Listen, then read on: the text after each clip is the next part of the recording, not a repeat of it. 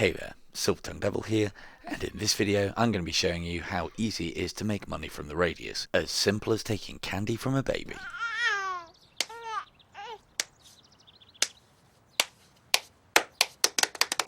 Well, maybe it's not all that easy. However, I'm sure with a little bit of time and a lot of tricks, we can push your efficiency through the roof and make you into an absolute money-making machine. But before we begin, first a little overview onto why money is so important on Into the Radius. You'll need it for buying weapons and upgrades, attachments and ammunition, as well as some supplies and specific repairs back at home base. If you can out-economy the game and have plenty of money, you can go in over-prepared for every mission, every time. I'll also be covering lots of techniques to save money, which is just as important as making it. Being poor is the quickest way to make Into the Radius a very hard game. I like to work smart, not hard. We go in, we kill, Yeah, although that's part of the plan, the missions aren't always quite as simple as that. Before you take any trip into the radius, make sure you are carrying as many missions as you can be. During the early game, try to make sure all of your missions are in the same area. This will become harder the further you progress into the game. In either case, plan your route accordingly. Don't be afraid to bin off a mission if it is really far off route, or if supplies are starting to dwindle. You can always come back for said mission at a later date. With the exception of ones that are reset by the tide, keep an eye out for those. And always prioritise the missions that will increase your security level. They always pay out decent money and increase the quality of gear that you can buy. If you ever get to a point where you haven't got any missions that increase security level, just keep completing regular missions. They will show up eventually. Another point to note is that when you kill an enemy, it stays dead until the tide comes in. Killing enemies in an area that you intend to be doing a lot of missions in or a lot of looting in is a good idea.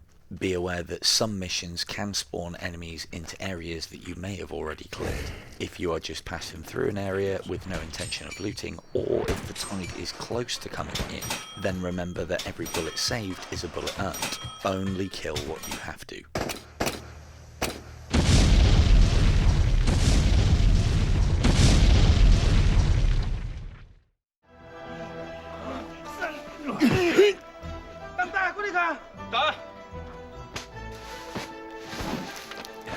Yeah, boy. The first thing to know about looting is that nearly everything in the game can be sold. During your first few runs into the radius, you want to be building up a healthy economy. The way to do that is to make sure that you take home everything that is not bolted down. Don't be too concerned about making it nice and neat and tidy. Stuff it in the bag, sort it out when you get back. The best way I've found to do this is to hang items that you are going to need off of the edge of your bag. That then gives you plenty of space in the middle of your bag to store all those items that you don't need to look at again until you get back to base. The reason I advise this is because time is one of your biggest enemies in the radius. Whilst you are out here exploring, time passes much quicker than when you are back home. Right now, fill your boots as close to 50 kilograms as you can and head on back. This is simply because at 50 kilograms you slow to a crawl and will be unable to sprint. Not very time efficient. When you get home with your first shiny bag of trash, ensure that you stockpile food, drinks, snacks and cigarettes. They are all going to help you with your stamina management and you don't want to have to buy them. Keep hold of spares of any of those essential items that you're going to need out in the radius, and also any weapon cleaning supplies. You'll only need a couple of rolls of cleaning paper and a handful of toothbrushes, but hoard that cleaning spray. You'll need plenty of that. Keep hold of ammunition and magazines for weapons that you intend to be using or intend to be using soon, and sell the rest. The only other exception here is weapons. If you are intent on using or trying out a gun that is in the orange condition, keep hold of it and repair it. That's cheaper than buying it brand new. If that is not the case, get it sold. Oh, and congratulations are in order. Well done for making it this far into the video. In celebration of the fact, I've decided to give you a pro tip in a musical format. I sell the guitar. It's worth 750 smackers. You want to gather around the campfire, sing a couple of songs? You can do that later. Right now there's money to be made.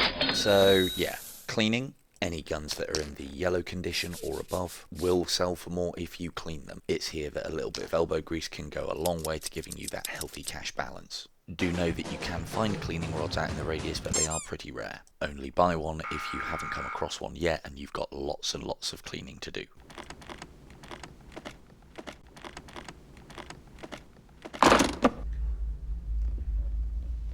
We happy? Vincent! We happy?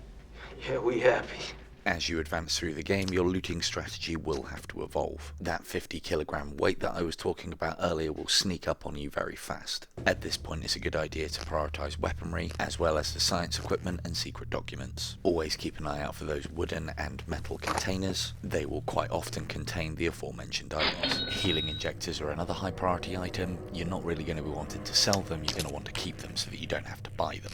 And let's not forget the artifacts in the anomaly clusters. They're always going to be worth taking the time to get. Some of them do have in-game uses. Most of those uses are arguably garbage. The regen artifact is pretty good and is possibly worth keeping hold of. The secret stashes in the game can be another boon to your economy. Unlike the rest of the loot in the game, they are always guaranteed to be there and always in the same place. Notes like this one will give you hints as to their location within the game. Unfortunately, you can only collect them once. The tide will not reset them. I have compiled a guide for all of the secret stashes that contain weapons. You'll find the link for that one in the video description. And on the note of stashes, don't be afraid to create your own. I personally find the safe houses located around the map a great place to shed some weight. Just remember to go back. Something robust, precise.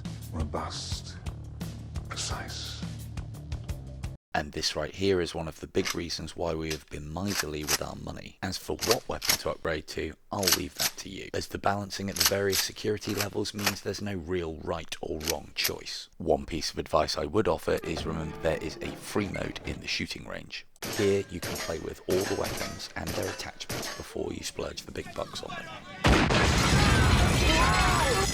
I like it! However, before you pull the trigger on that big purchase, make sure that you've got enough money to buy multiple magazines for it if you haven't got them already, and at least one big box of ammunition. Do note that it is always better to buy ammunition in big boxes as it is cheaper. As for upgrades and attachments, I personally like to go after things that improve accuracy. Getting the job done in 3 bullets as opposed to 30 is obviously going to save us a lot of money down the line. And on that note, try and take ammunition that is appropriate to the task. For instance, if the vast majority of enemies are starting to bring their armoured Technicolor Dreamcoats, you need to be one step ahead with armour-piercing rounds. Likewise, if you are relooting early areas that have been refreshed by the tide, using anything higher tier than FMJ is a waste. Progress through the security levels will unlock more protective gear. The gas mask is obviously essential for artifact hunting, that will pay for itself. Also, armour needs buying and equipping as soon as it becomes available. Reducing incoming damage will keep you alive longer, and additionally reduce the amount of healing items or sleep you need. These 3 protective items need to be bought as you cannot find them in the radius. And although these items cannot be destroyed, remember to keep an eye on their durability. The lower their durability, the less effective they become. Unfortunately, the only place to maintain those items is in the repair locker back at home. These are additional costs that we are going to have to stomach, but overall, it's well worth it.